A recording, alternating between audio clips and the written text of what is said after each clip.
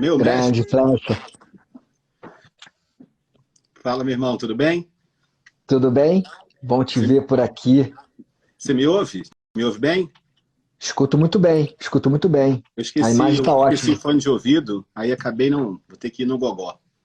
Não, mas está ótimo o som, a imagem está ótima também. Elegância de sempre. Tá vendo? Me arrumei pra você, rapaz. Pô, Poxa, se eu soubesse que era para botar o terno, eu tinha que ter me arrumado melhor aqui, tá vendo? Tem que combinar com os amigos. meu professor, se o senhor quiser que eu tire o paletó, eu faço agora. De jeito nenhum. Deixa a elegância como tá. Eu que tenho que me vestir melhor da próxima vez. Deixa eu falar aqui, Flecha, só dar as boas-vindas também pro pessoal que está entrando aqui na live. Dar boa tarde a todos e a todas. E hoje a gente tem né, a honra, né? Para mim é um prazer enorme, porque eu estou recebendo aqui um querido irmão, um querido amigo, que é o famoso professor Alexandre Flecha, que além de professor é advogado, está numa casa nova, ele agora é sócio do Pelon Associados, é professor de processo civil, famoso, escritor, tem vários livros. E a gente vai falar de um tema aqui que é um tema que é super polêmico, né? Um tema que sempre gera muito debate, tem muita lenha para queimar aí em relação a esse assunto.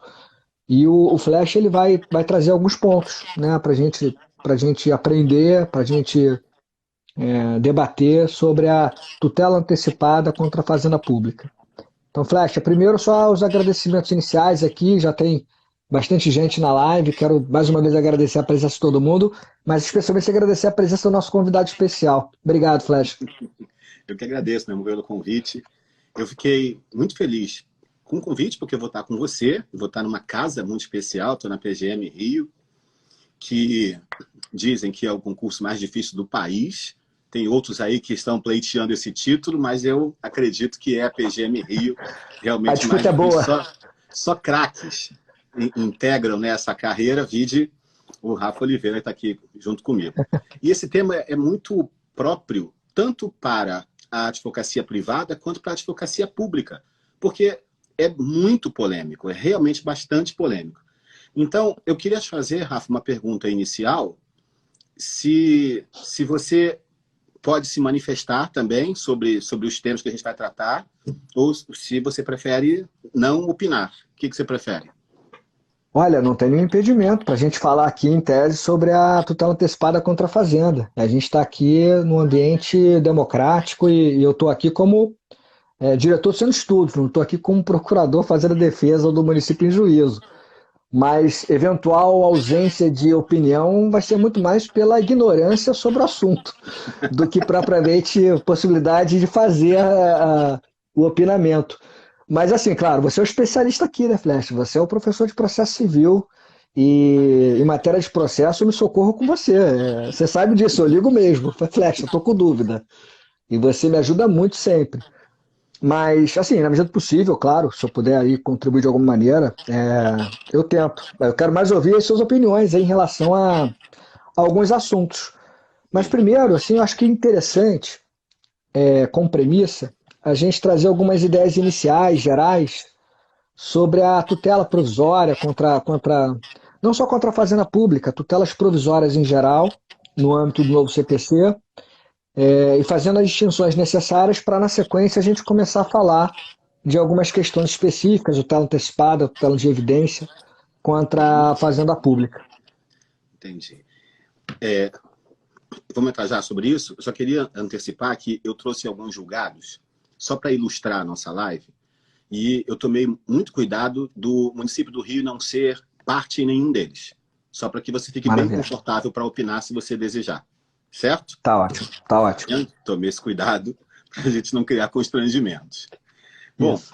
eu acho que a primeira coisa, né, falar sobre tutela antecipada contra a fazenda pública, eu acho que o tema está muito nichado, eu acho que o melhor é a gente fazer uma ideia geral do que significa o tema tutela antecipada e onde ele se insere dentro do ordenamento jurídico como um todo. Porque tutela antecipada é uma das espécies de tutela provisória. E quando a gente fala em tutela provisória, o conteúdo nem é difícil, mas existe uma sopa de letrinhas que é bem complicada da gente memorizar. Eu costumo dizer que a dificuldade em tutela provisória não é entender o tema, que, aliás, é bem fácil de entender. A dificuldade é a gente ligar o nome à pessoa. Porque tutela provisória, tutela de urgência, tutela de evidência, tutela cautelar, tutela antecipada, tutela incidental, tutela incidente, tudo começa com tutela e o outro nome é muito parecido. Então acaba virando uma confusão. Outro dia, já tem um tempinho, eu vi uma petição inicial que dizia assim: fulano de tal qualificação vem propor a presente ação tal, e embaixo, com pedido de tutela provisória, entre parênteses, de urgência e evidência. Falei, meu Deus, o que é que está sendo pedido? Porque essa sopa de letrinhas não estava dizendo nada, absolutamente nada. Então, lendo, a gente conseguiu entender que era uma tutela antecipada, mas estava tudo misturado.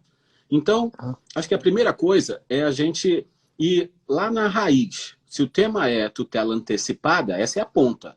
Voltando, eu tenho tutelas de urgência que pode ser provisória, que pode ser uma tutela, que é uma das espécies de tutela. Então, a gente começa por aí. Tutela, em português, tutelar significa proteger. Tutela jurisdicional é a proteção que o Estado nos dá quando exerce uma atividade chamada jurisdição e protege o direito que está sendo discutido naquele processo. Então, a muito grosso modo, e os acadêmicos vão dizer que eu sou um herege, mas a muito grosso modo, tutela é sinônimo de decisão, a muito grosso modo. Então, quando eu digo uma tutela jurisdicional, é uma decisão proferida pelo Estado juiz. E a tutela pode ser de duas espécies, definitiva ou provisória. Definitiva quando não cabe mais nenhum recurso daquela decisão, e tutela provisória, o oposto, o juiz decide alguma coisa, mas ainda tem lenha para queimar, ainda existem alguns recursos que podem ser interpostos. E essa tutela provisória pode ser de duas espécies, tutela de urgência e tutela de evidência. A tutela de evidência, aleluia, não tem classificação, embora o Fred Didier faça uma classificação. Ele chama tutela de evidência sancionatória, tutela de evidência isso, tutela, que é uma classificação legal para efeito didático, mas a lei pelo menos não faz essa distinção. E a tutela de urgência, essa sim pode ser classificada, muito famosa aliás, de duas formas, tutela de urgência antecipada e tutela de urgência cautelar. Cautelar. E o Fred, voltando no Fred Didier, o Fred tem um vídeo que eu vi no Instagram, eu vi em algum lugar, ou num grupo de WhatsApp, um vídeo do Fred dando aula. E aí ele começa assim: tutela de urgência pode ser antecipada ou cautelar. E essa, meus amigos, é a pior parte da aula. Porque eu preciso chamar a tutela de urgência de antecipada ou cautelar, como se a cautelar também não fosse antecipada. Porque, na verdade, todas as tutelas provisórias são antecipadas. Porque elas são concedidas antes do julgamento final. Então, todas são uma pausa para mandar um beijo para o professor Marcelo Mazzola, que acabou de entrar aqui, nos chamou de lindos, obviamente com uma deficiência visual. E um beijo para os meus pais, que acabaram de mandar beijo aqui para mim. Aproveitei. Um beijo para os meus pais que estão aqui assistindo. Mas voltando. E aí o Fred diz, mas olha... Beijo pais de flecha também aqui, ó. Um beijão para vocês. Que você conhece, né? Você conhece meus pais. Beijão. Então, a tutela antecipada tem esse nome, mas é um nome ruim, porque, na verdade, todas são antecipadas. E aí ele tem uma dica que eu acho fantástica. Ele diz assim, toda vez que você abrir um código de processo civil ou uma legislação esparsa, toda vez que você encontrar na legislação tutela antecipada, entenda tutela satisfativa. Leu tutela antecipada, é tutela satisfativa. Apareceu o nome tutela antecipada, entenda, eu estou te concedendo agora a mesma coisa que você deseja ao final do processo. Essa é a tutela antecipada, de acordo com o código. Tutela cautelar é aquela em que eu estou apenas protegendo um direito que será discutido lá no final do processo, lá na decisão final, lá na decisão definitiva, mas que não é igual ao que eu estou pleiteando agora. E essas são as espécies de tutela de urgência. E do outro lado, tem a tutela de evidência. E aí veio uma pergunta, se o Mazzola puder contribuir aqui, mandando por escrito, Mazzola, eu queria muito te ouvir também, mas a pergunta fundamental que sempre nos fazem é: qual a diferença entre tutela de urgência e tutela de evidência? Para que serve a tutela de urgência e para que serve a tutela de evidência? Quando é que eu vou me dirigir ao juízo pleiteando uma tutela de urgência ou uma tutela de evidência? Essa é uma pergunta que é feita o tempo inteiro. E ela realmente é um pouco complicada de responder. Uma vez respondido, não. É bem tranquilo. E eu gostaria muito de ter esse mérito, mas a resposta não é minha, a resposta está lá na doutrina. Mas uma vez entendida, uma vez lida a resposta, você fala, pô, mas é tão óbvio? Como é que eu não pensei nisso antes? A tutela de urgência, ela se diferencia da tutela de evidência pelo seu objetivo. Elas têm funções diferentes. A tutela de urgência, a gente está mais habituado, porque ela já existia no código anterior. A tutela de evidência também, só que ela não tinha esse nome de batismo, e aí ela acabava passando despercebida. Tutela de urgência será concedida toda vez que o meu direito for bom e esse direito tiver um risco de perecimento. Se tiver risco de perecimento e o seu direito é bom, é provável que ele exista, então eu estou diante da necessidade de uma tutela de urgência, que pode ser antecipada ou cautelar. E a tutela de evidência? Para que serve a tutela de evidência? E o código, ele mascara essa função quando no artigo 311 diz: a tutela de evidência será concedida independentemente do risco ao resultado útil do processo, ou seja, independentemente do perículo in mora. Isso gera um certo desconforto, porque toda vez que você pensa numa tutela provisória, é porque o seu direito está morrendo. Excelência, me dá agora. Porque se o senhor só me der isso lá na sentença, nem precisa mais se preocupar em me conceder isso, porque o meu direito provavelmente já terá perecido. Uhum. Mas, quando se fala em tutela de evidência, não existe esse risco. E aí é que causa esse desconforto que eu mencionei, porque se não existe o risco do direito perecer, por que você não espera? Se não existe o risco do direito perecer, você pode perfeitamente esperar a decisão de mérito. Está resolvido. Mas o código pensou na seguinte possibilidade. Pensa num seguinte exemplo. Rafa, você tem filhos. Isso. Eu não sei se você já falou na internet antes. Você pode falar o nome de um deles? Luca. Luca. Luca tem 5 anos de idade? 6, fez 6. Fez 6. E você tem mais de 18? Eu? Sim. Não parece, mas tenho. Mas tem. Imagina. Então você, maior, capaz, e o Luca com 6 anos, absolutamente incapaz. Vocês dois descobrem que tiveram os seus nomes negativados. Negativados por uma compra que vocês fizeram num lugar onde vocês nunca estiveram na vida. Você ingressa, então, em juízo e diz, olha só, meu nome está negativado por uma compra feita presencialmente nas Ilhas Fiji, onde eu nunca fui. Gostaria, mas nunca fui. E está dizendo que é presencial. Então, obviamente, não fui eu. E eu vou celebrar um negócio jurídico, eu vou comprar um imóvel, por exemplo, eu preciso do meu nome limpo, senão o meu direito vai perecer. Senão, a compra que eu já iniciei e o sinal que eu já dei, ele vai se perder.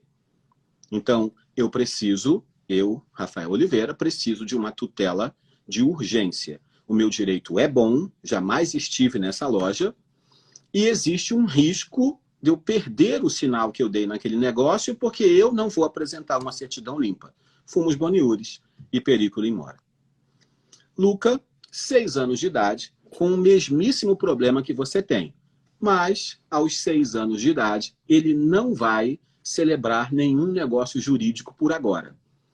Ele não vai precisar, por agora, nesse momento, ele não vai precisar de nenhuma certidão limpa do seu nome. Uhum. Então, ele tem um direito bom? Sim, tão bom quanto o seu, porque ele também nunca esteve naquele estabelecimento. E se tivesse, ele não tem dinheiro, cartão de crédito, CPF, ele não tem nada. O direito dele é muito bom. Mas qual é o risco na demora que ele tem? Nenhum. Ele pode esperar perfeitamente os 4, 5, 6 anos para o trânsito em julgado desse processo, porque não existe nenhum direito dele sob risco de perecimento. E aí vocês poderiam me perguntar, Flecha, mas ficar 6 anos com um nome sujo, isso é um absurdo. É um absurdo. Mas isso não se resolve com tutela provisória. Isso se resolve com dano moral maior. Se não existe nenhum risco para o meu direito, e eu vou ficar tanto tempo com o nome sujo, você dá um dano moral maior, mas não resolve com tutela provisória. Mas aí o legislador pensou o seguinte, então tá. Então, de um lado eu tenho Luca, do outro lado eu tenho o banco que negativou o nome do Luca. No meu exemplo, quem tem o direito bom? Luca. Quem tem o direito ruim? O banco. Quem vai se sujeitar ao ônus do tempo desse processo? Luca, que tem o direito bom, sofre o ônus desse processo. E o banco, que tem um direito ruim, se dá bem com o ônus do tempo desse processo. Então, a tutela de evidência, ela não vem para resolver um problema de periculo in mora. A tutela de evidência nasceu para proporcionar a inversão do ônus do tempo. Para colocar o ônus do tempo para o lado do banco, que tem um direito ruim, e para tirar o peso do ônus do tempo do Luca, que tem o direito bom. Uhum. Senão eu tenho uma tremenda injustiça, uma pessoa que está com direito excepcional, muito bom, mas se submete a ficar 6 anos, que ele não pode tirar uma certidão no Serasa, no SPC, no Cadim, não pode tirar uma certidão de distribuição no Tribunal de Justiça, porque vai aparecer. Então, é muito ruim isso.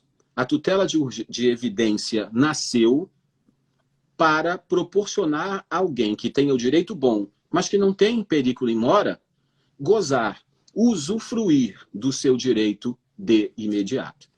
Esse foi o objetivo. E aí, feita essa distinção, Rafa, eu te devolvo a palavra, para que você, se puder, me diga a tutela de urgência. A evidência a gente fala daqui a pouco. A tutela de urgência, via de regra, pode ser concedida contra a fazenda pública? E aí? Tradicionalmente havia algumas normas que proibiam, né, a concessão de tutelas, né, contra o poder Sim. público. A Lei do Mandado de Segurança, a Lei 8437, a 9494, salvo engano. E eu sei que depois, quando veio o CPC, trouxe a tutela de evidência, que não havia essa permissão na legislação anterior, né?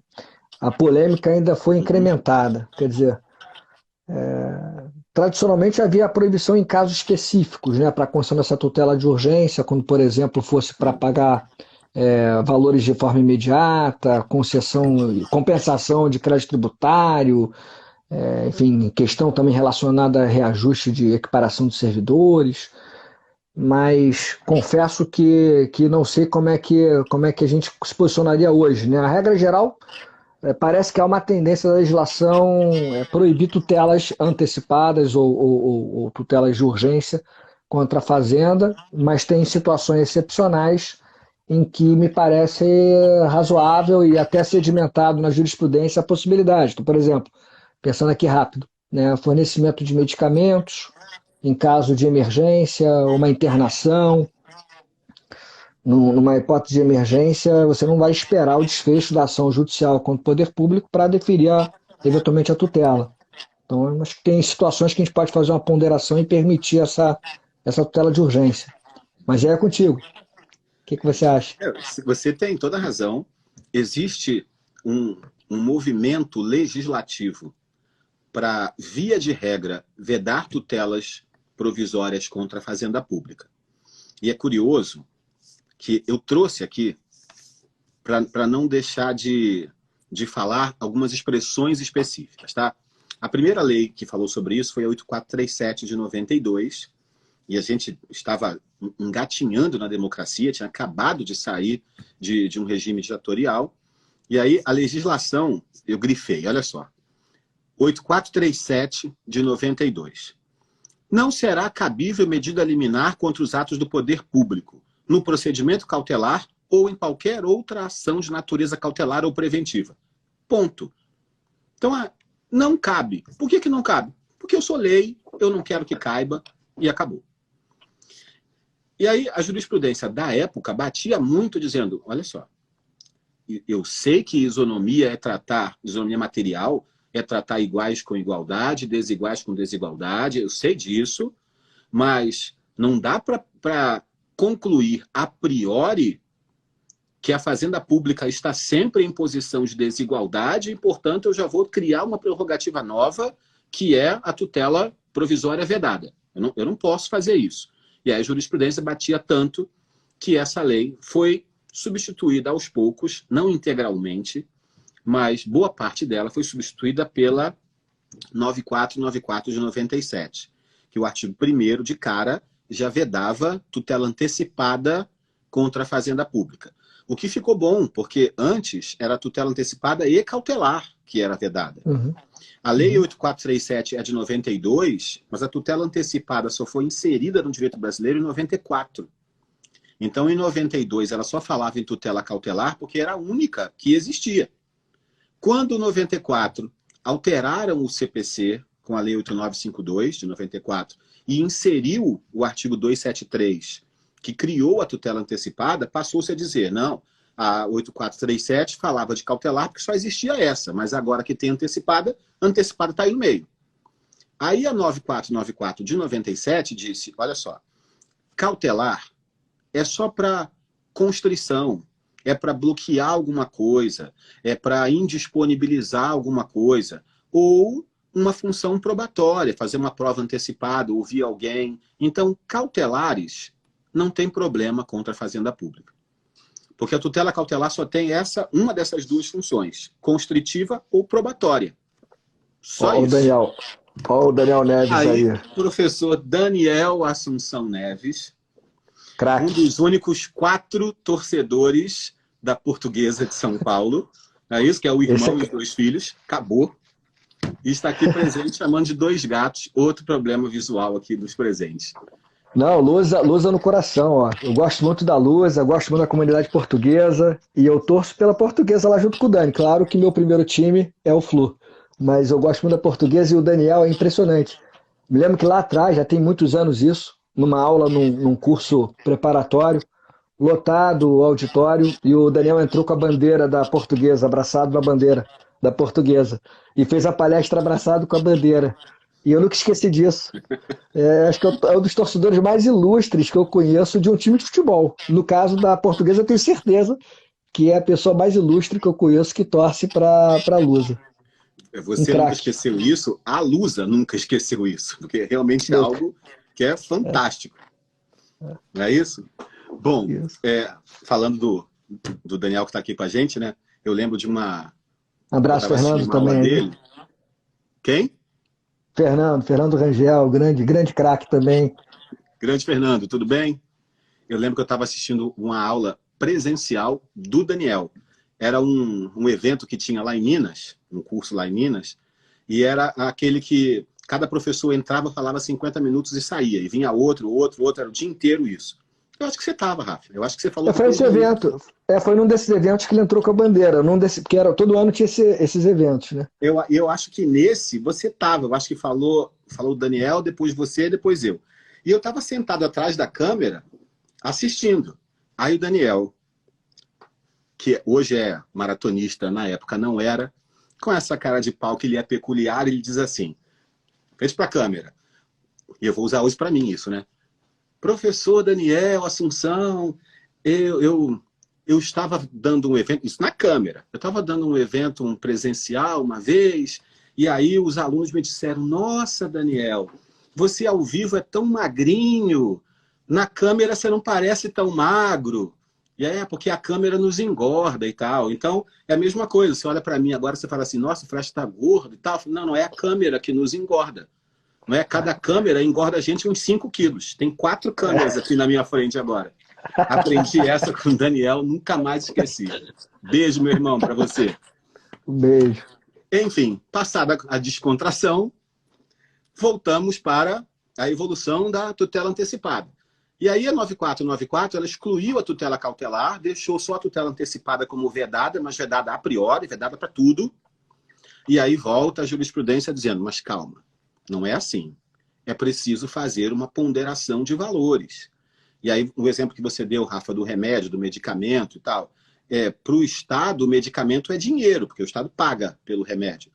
Mas para a pessoa que vai receber o remédio, o bem protegido é a vida. Então, entre vida e patrimônio, vamos proteger a vida. E aí relativizaram a aplicação da 9494 de 97. Depois veio a lei do mandado de segurança e restringiu mais ainda essa vedação. Então, percebam que era um universo, né? Qualquer tutela provisória era vedada. Depois, só a tutela antecipada é vedada. Depois veio a lei do mandado de segurança e restringiu mais ainda as vedações. Eu trouxe ela aqui. Artigo 7º, parágrafo 2º da lei do mandado de segurança, 2016 de 2009. Não cabe tutela... A lei fala em liminar, tá? Mas é a tutela antecipada. Uhum. Não será concedida medida liminar. Aí vem as hipóteses. Compensação de créditos tributários, entrega de mercadorias e bens provenientes do exterior, reclassificação ou equiparação de servidores públicos, isso dá uma confusão terrível, daqui a pouco a gente fala sobre isso, e concessão de aumento ou de extensão de vantagens e pagamento de qualquer natureza. Nesses casos, não será cabível a lei fala liminar, é a tutela antecipada. Ah, Flash, mas isso é só em mandado de segurança. Era, isso, a lei é de 2009. Em 2015, veio o novo CPC, hoje não é mais novo, na época era, e o artigo 1059 diz o seguinte: a tutela provisória, aí já, pronto, estava indo tão bem, e aí agora já virou tudo, porque a tutela provisória, cautelar, antecipada de evidência, a tutela provisória requerida contra a Fazenda Pública, aplica-se o disposto nos artigos 1º a 4º da Lei 8437, que fala da cautelar, e no artigo 7º, parágrafo 2º da Lei do Mandado de Segurança. O 1059 do CPC disse, então, que para todas as espécies de ação é vedada a concessão de tutela provisória. Ponto. Que foi um retrocesso, com todo respeito, foi um retrocesso muito grande com relação à discussão da possibilidade da concessão da tutela provisória contra a Fazenda Pública em favor do particular. Foi um grande retrocesso, o que fez com que a jurisprudência voltasse a trabalhar para entrar nessa discussão de novo. E a grande afirmativa que deve ser feita é: não se pode, e eu entendo e defendo que a Fazenda Pública tenha as suas prerrogativas. Justamente para proporcionar aquela igualdade material que a gente falava ainda há pouco. Eu posso citar um exemplo. Hoje eu cheguei no escritório, abri aqui o sistema de acompanhamento e tinha 3 prazos para mim. Rafa, se não for segredo, você pode dizer quantos prazos você tem por dia? Agora eu estou no centro de estudos, mas quando eu estava na minha última lotação na PPE, eu acho que eram 30, 40 publicações por dia para verificar o que era. Enfim, alguns eram prazos de verdade, outros eram coisas mais simples. Mas nós temos, eu não sei como é que está hoje os números, né? Mas na área de pessoal, acho que estava com cerca de 800 processos cada procurador. E tem especializadas como a dívida ativa, que esse número aí não tem, o céu é o limite. Exatamente. Mas vocês têm o quê? Uns 20 assessores? Um residente, eventualmente um residente dividindo com 2 procuradores, isso varia um pouco, mas geralmente um residente, um estagiário, e é isso. Exato. Então, é evidente que dizer que o meu prazo simples e o seu prazo em dobro é respeitar a isonomia. É óbvio que é respeitar a isonomia. Não faz nenhum sentido. Ah, Flecha, mas você só tem 3 processos por dia de publicação, o que já é até bastante em determinados casos. Mas eu tenho só esses 3. Se você fosse advogado de massa, Flecha, você teria 200 por dia. Sim, mas eu tenho a opção de contratar mais gente, eu tenho a opção de não pegar mais processos se eu não der conta. Mas no poder público isso não acontece. As demandas chegam e o procurador tem que fazer, sob pena de falta funcional, civil, administrativa, criminal, etc. Então é óbvio que a Fazenda Pública merece, por isonomia, algumas prerrogativas. Mas a tutela provisória, a priori, não ser possível de concessão, para mim, não faz muito sentido. Não vou te perguntar essa, tá, Rafa? Já que você defende a Fazenda Pública, não vou te perguntar essa. Mas não faz muito sentido. E aí o que a jurisprudência vem fixando muito é a questão da ponderação de valores. Você vai ver, o direito da Fazenda Pública é sempre patrimonial, porque vai ter que pagar alguma coisa, e do outro lado pode ser a vida, pode ser um medicamento que a parte não vai morrer, mas vai ter um desconforto terrível, e aí tem dignidade da pessoa humana, e também varia de juiz para juiz. Nunca vi um juiz dizer que na ponderação de valores patrimônio vale mais do que a vida. Nunca vi. Mas se o remédio não for para salvar a vida, mas para causar para diminuir o desconforto que a doença proporciona, uma doença não mata, mas te deixa extremamente desconfortável, vai depender de juiz para juiz o que deve ser, o que deve prevalecer, se é patrimônio, se é dignidade da pessoa humana. Varia de juiz para juiz. Se você não concordar com aquela decisão, seja você particular, seja você Fazenda Pública, você tem a fase recursal.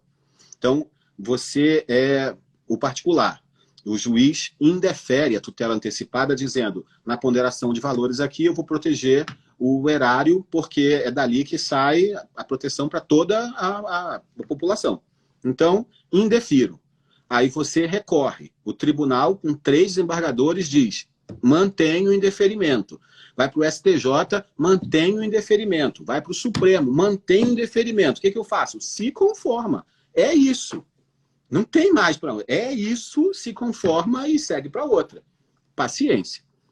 Então, essa é o ponto doce, né? Essa é a grande questão com relação a concede ou não concede. Porque se eu for pela lei 1059 do CPC, 2015, super novo, dizendo, vou repetir, a tutela provisória requerida contra a Fazenda Pública aplica-se o disposto na 8437 e no artigo 7º da Lei do Mandado de Segurança. Ou seja, traduzindo, veda para tudo.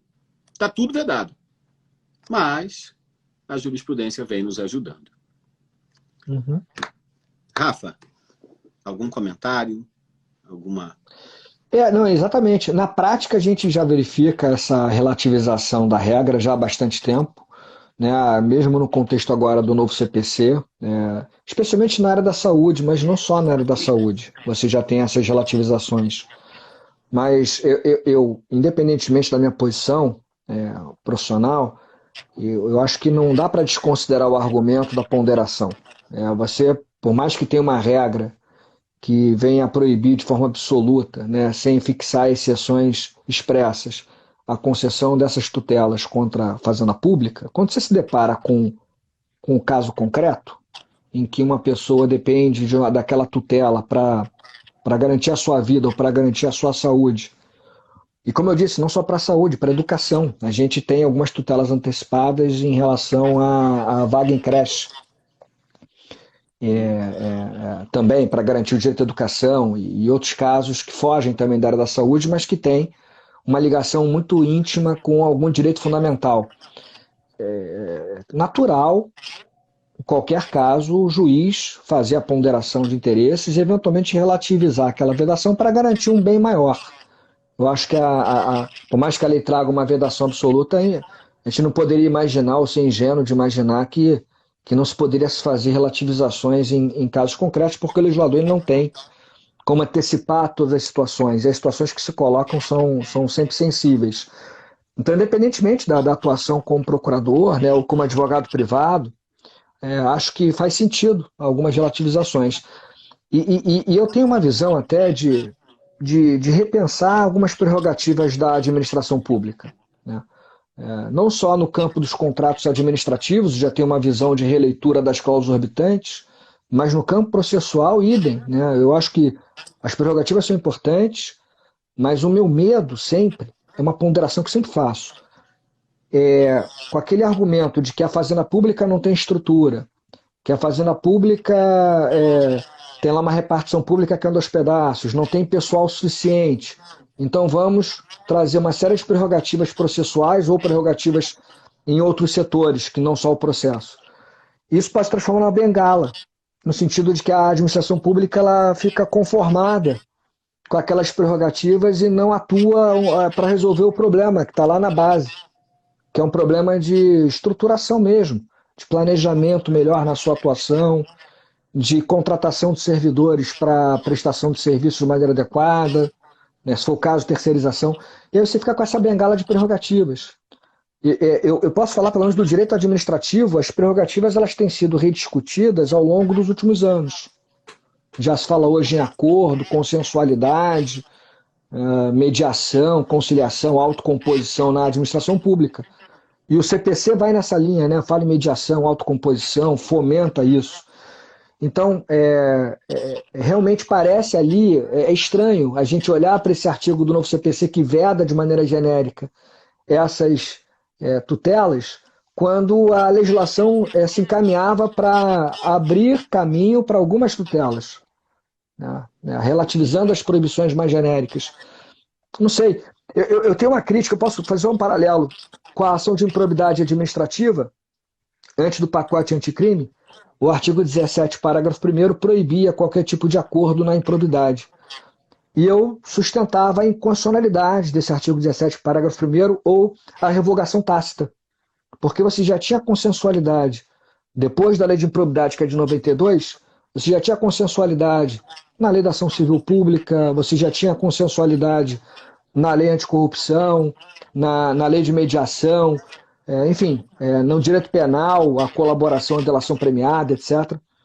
E aí agora com a lei do pacote anticrime se alterou o 17 parágrafo 1º para se permitir a autocomposição civil. Então, assim, mal comparando, né, a lógica é em admitir cada vez mais consensualidade, composição de interesses conflitantes, tirando um pouquinho a administração pública daquele papel, digamos, autoritário, em cima de um pedestal, quando ela lida com o particular. Então ela está cada vez mais descendo esses degraus para atuar em pé de igualdade particular e fazer lá composições. Mal comparando, no Código de Processo Civil, na questão processual, apesar dessas leis nos últimos anos terem seguido mais ou menos esse caminho de relativizar algumas prerrogativas, me parece que realmente causa estranheza, pelo menos aí o novo CPC trazer essa vedação mais ampla de tutelas provisórias contra a Fazenda. Realmente não à toa que tem críticas e não à toa que tem relativizações cada vez mais no caso concreto, a partir da própria jurisprudência. Entendi. Além de todos esses exemplos que você deu de consensualidade, tem uma lei específica, né? A Lei 9469 de 97, ela cria especificamente a possibilidade de acordos com a Fazenda Pública. Não é? Tem requisitos, etc., mas existe essa possibilidade. Quem escreveu o código, claro, foi um grupo, mas o líder do grupo que escreveu o código foi o ministro Luiz Fux, que é uma das pessoas mais preparadas que eu já conheci na minha vida. Podem não gostar de algumas das suas decisões.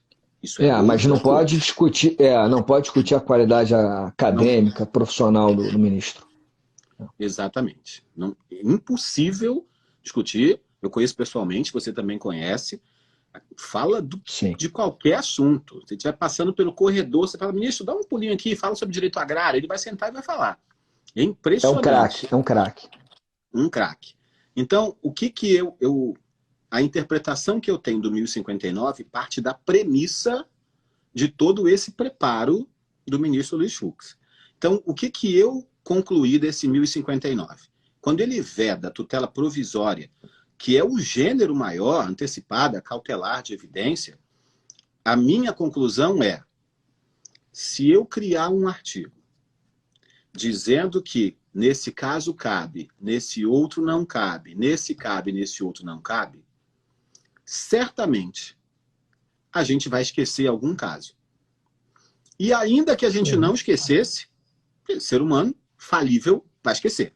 Mas ainda que a gente não esquecesse nenhum caso, como o direito regula o fato social, daqui a pouco vai ter alguma hipótese que hoje nem existe e que lá na frente vai passar a existir.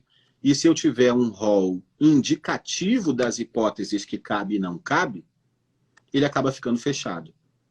Então, como nós, brasileiros, já estamos habituados a essa vedação e a jurisprudência vem e analisa cada caso concreto, vamos repetir isso.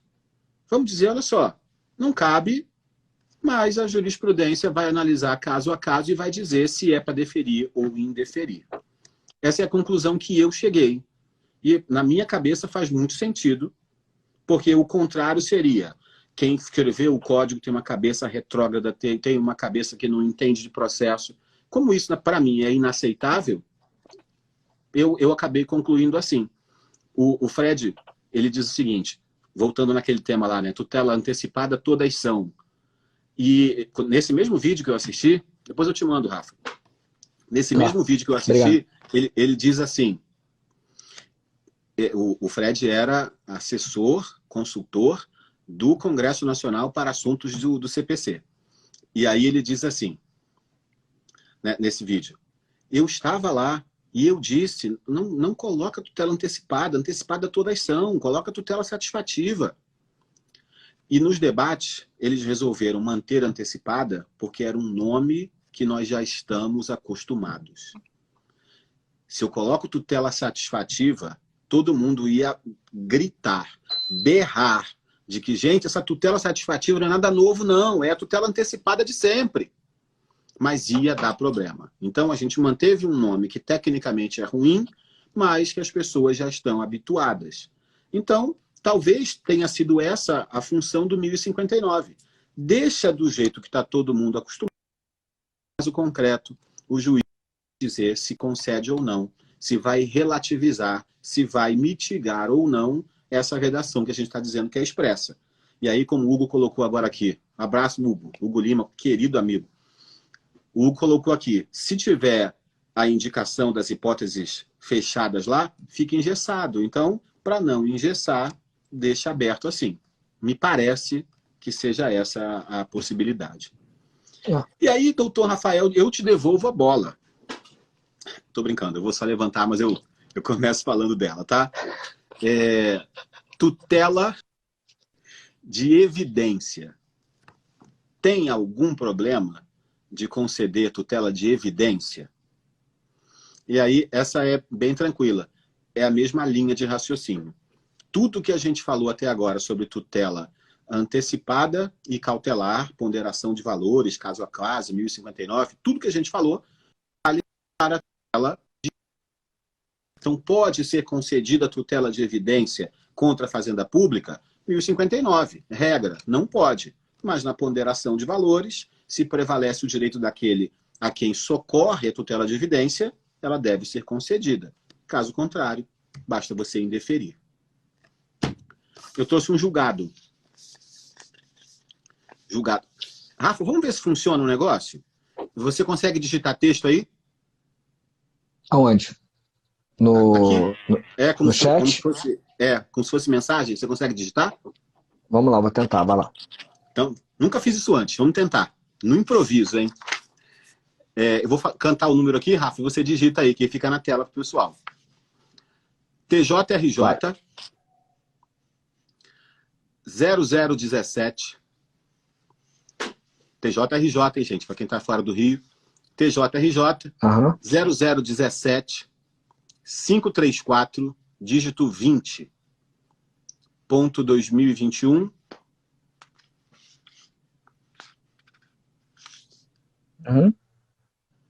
Ponto 8, ponto 19, ponto 4 zeros. Solta aí na tela, Rafa.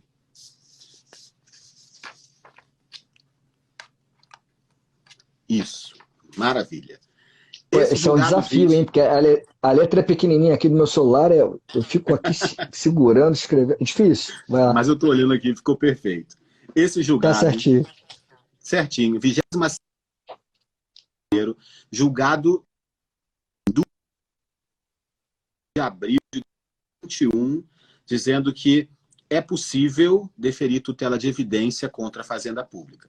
Esse julgado aí acaba Ô, Flecha, caiu aqui para mim a internet. Eu não sei se foi um problema da minha internet ou do próprio Instagram, mas, enfim, eu salvei o vídeo até agora, que a gente já gravou. E vamos tentar aqui retomar. Você falava do julgado do TJ, que permitiu, né, a tutela de evidência contra a Fazenda, mas no caso concreto negou lá o pedido específico, mas isso. permitiu a tutela de evidência. Até essa parte eu ouvi muito bem. Depois o vídeo Foi. travou. É engraçado que eu achei que era a minha internet, né? Porque ela tinha caído aqui, É, mas não foi. Eu fiz um teste aqui, estava tudo certo. Entrou é, em site. Acho que foi o Instagram que deu um é, probleminha aí. foi Acho estranho que para mim foi isso. também.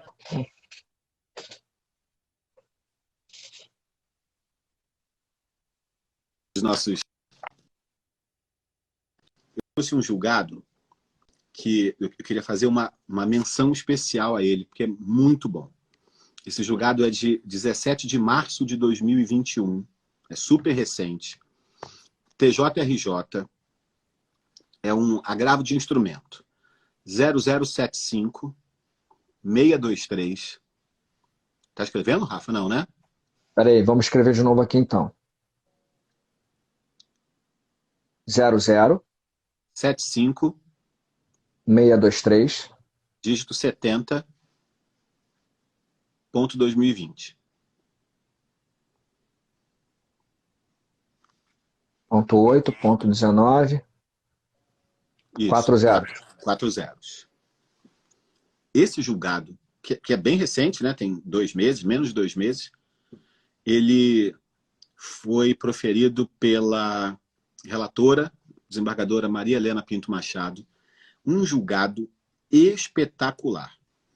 Diz que cabe tutela de evidência, diz que no caso concreto é para conceder tutela de evidência, diz que normalmente é vedada a tutela de evidência quando tem reajuste ou implementação de verbas para servidores, mas que o verbete 729 da súmula do STF diz que esse entendimento não vale Para a para, previdenciária, área para previdenciária. causas previdenciárias. Portanto, é para conceder, sim. Então, é um julgado que eu fiz questão de trazer com data, com o nome da relatora e tudo, porque é realmente um primor de julgado. E aí, para quem quiser Excelente. discutir não só a causa previdenciária com tutela antecipada, mas tutela antecipada de um modo geral contra a Fazenda Pública, vale a pena ler a íntegra desse julgado, que é fantástico.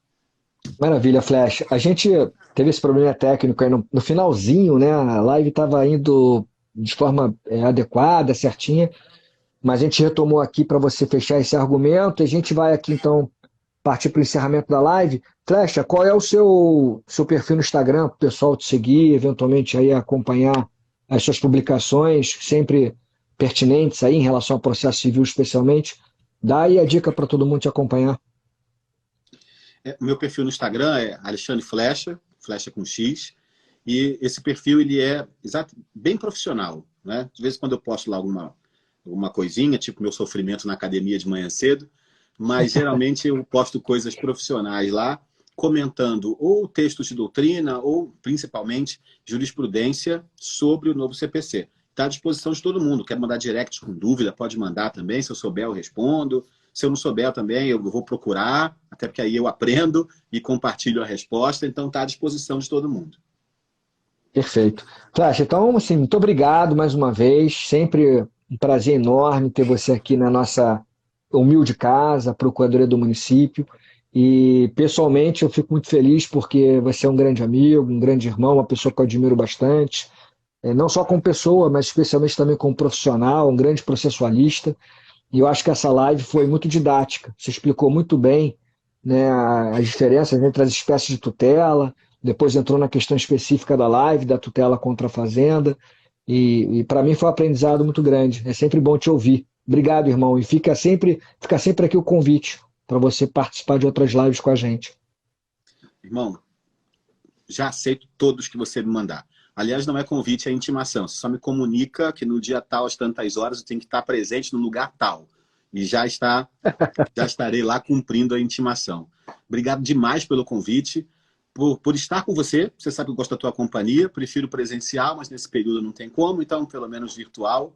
Por estar aqui no Centro de Estudos da PGM Rio, que é super prestigioso. Você sabe disso. Você vai dizer que não é bem assim porque você é humilde, mas eu sei. Então, muito obrigado. Honrado mesmo pelo convite. Volto sempre que você quiser. Um beijo para você e para todo mundo que está nos assistindo. Obrigado, obrigado. Obrigado, querido amigo. Obrigado, Alexandre Flecha. Obrigado a todos e a todas que assistiram a live aqui ao vivo. E lembrando que todas as quartas-feiras temos um encontro marcado, às 17 horas, para a gente discutir algum tema relevante do direito. Hoje foi o tema Fazenda Pública, tutela antecipada contra a Fazenda Pública, o tema relacionado ao processo civil. E toda quarta-feira, então, a gente vai ter um encontro marcado às 17 horas no perfil do Instagram. E lembrando que essas lives ficam gravadas e são disponibilizadas no canal da PGM do Rio de Janeiro, lá no YouTube. Então, para quem quiser assistir novamente, ou para quem quiser indicar para os amigos e para as amigas assistirem, basta entrar lá no canal da PGM no YouTube, se inscreve no canal e já acompanha não só as lives, mas também as aulas e os cursos que o Centro de Estudos tem promovido ao longo do ano. Tá bom? Obrigado, Flecha. Fica com Deus. Obrigado a todos e a todas e até a nossa próxima live. Tchau, tchau. Valeu. Abraço, irmão. Um abraço. Valeu. Tchau, tchau. Tchau.